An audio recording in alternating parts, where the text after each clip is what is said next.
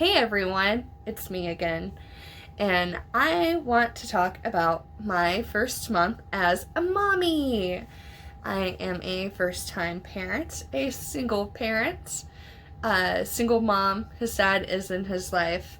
We just don't live together, and his dad comes over in the evenings and hangs out with him a little bit. Anyway, I digress. So, my first month as a mom has been really easy. Everybody still likes to be like, oh, are you getting enough sleep? I hope you're not tired. All throughout the pregnancy, people would always like comment about, like make sure you get some good sleep, as if you can like stockpile that like a can of beans. Like, yes, I'm going to make sure I'm going to like nap it up in August and September, and then I'm going to like pull out those reserves for January and February. It's not how that works. I don't understand why people say things like that.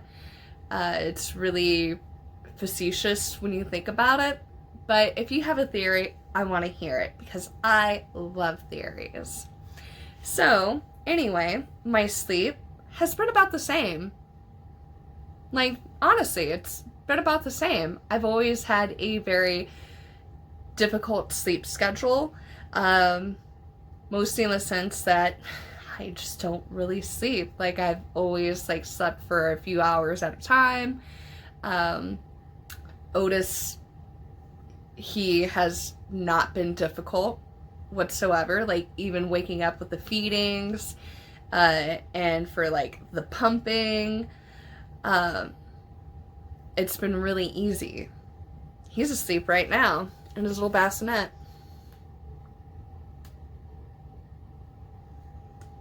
He slept a lot today. Anyway, Otis has been a super chill baby.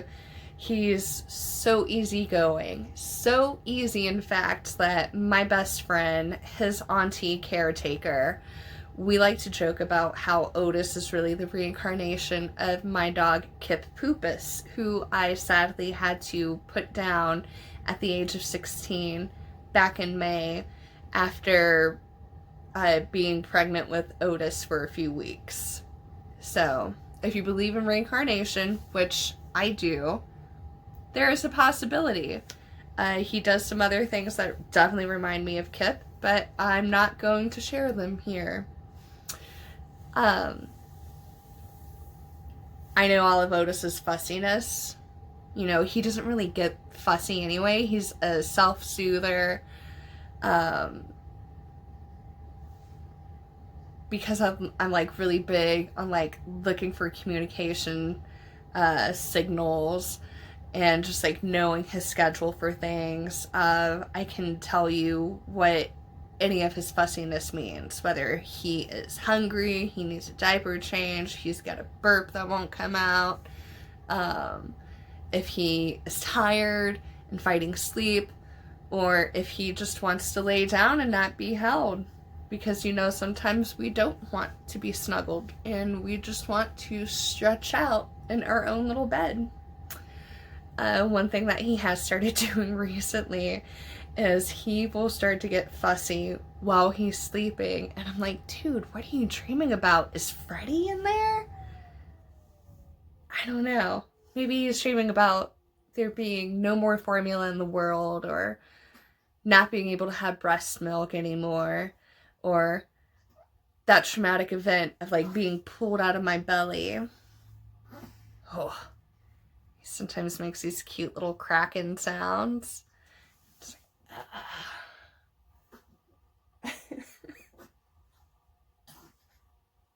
God, he's so cute. He's a mover and a shaker too. He likes to go all over the place, and it's just adorable. The most difficult thing that I have found with, this mommyhood is my house. Originally, when I moved into my house, like it's perfect if you are single and you live by yourself. And it is a little over 1,000 square feet. And with like the pregnancy, especially having a C-section, and originally I was going to do an adoption, which that's a story for another time.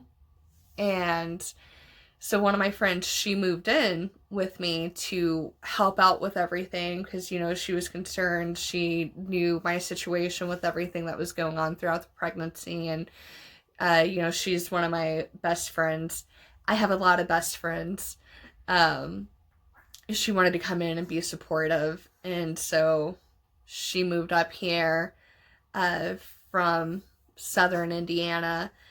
And my house doesn't really have like adequate closet space, so the house is kind of cluttered right now.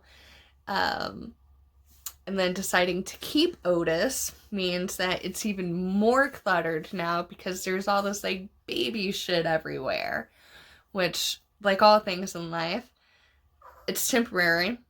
It's not permanent. Eventually soon we'll be moving into a bigger space, which will be nice. We all can stretch out a little bit more. And another thing that's been challenging has been the cats, the Bean team. I have never really been a cat owner before. Like, I liked cats, but I've always definitely been a dog person. But this summer and fall, first Parkour came to me, and then Orangey Boy came to me. And they were kittens. They, you know, have like their own energy, their own personality, and then they became toddlers and reached that sexual maturity, and neither of them are fixed yet because it's been impossible to get them into the clinic to get fixed.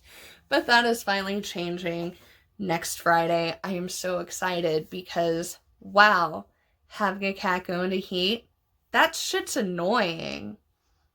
Anyway, they have been the most challenging thing because, you know, being cats, that means they like to do cat things like start running around at 5 in the morning. In fact, I can almost guarantee you that between 5 a.m. to 7 a.m., Parkour is going to be running around doing some weird shit. But she's a cat, and that's what cats do, so I have to deal with it, and that's okay. Otis has been amazing. I love being his mommy. I never really thought that I would enjoy it as much as I have been. I never wanted kids. I enjoyed my life before becoming a mommy. And so far, I'm enjoying my life being a mommy.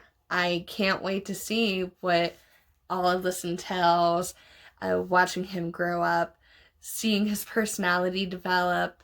I will be pretty sad if he grows up to like terrible music, like Fish. His dad really likes Fish. I love music and I appreciate a lot of different genres, but there's like a lot of jam bands I just can't get into. Fish being one of them.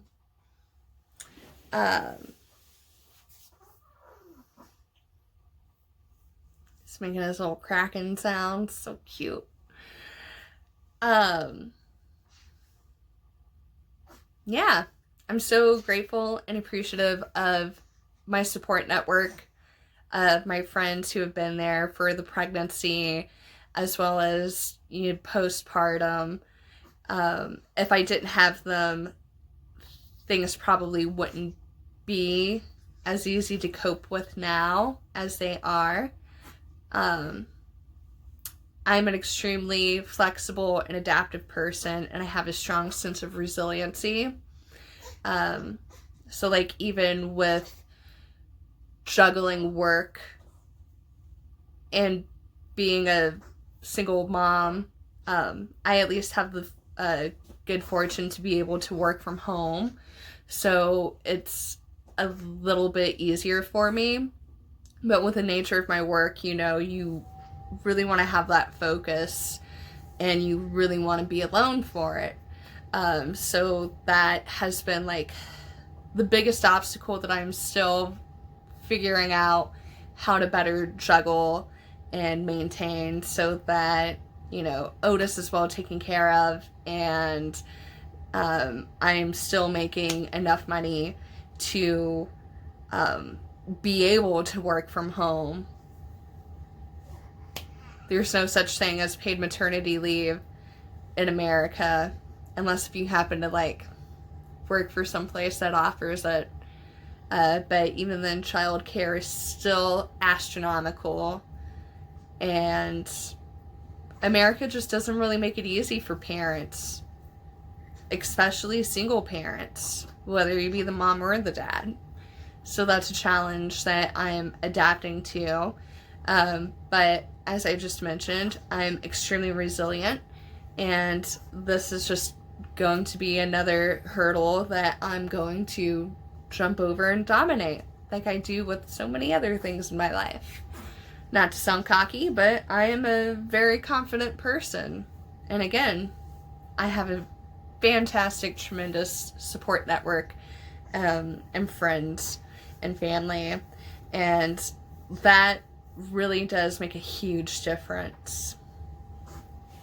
Anyway, my phone's about to die, and I think my little kraken is finally waking up. So, I'm going to wrap this up, and until next time. Who's that baby?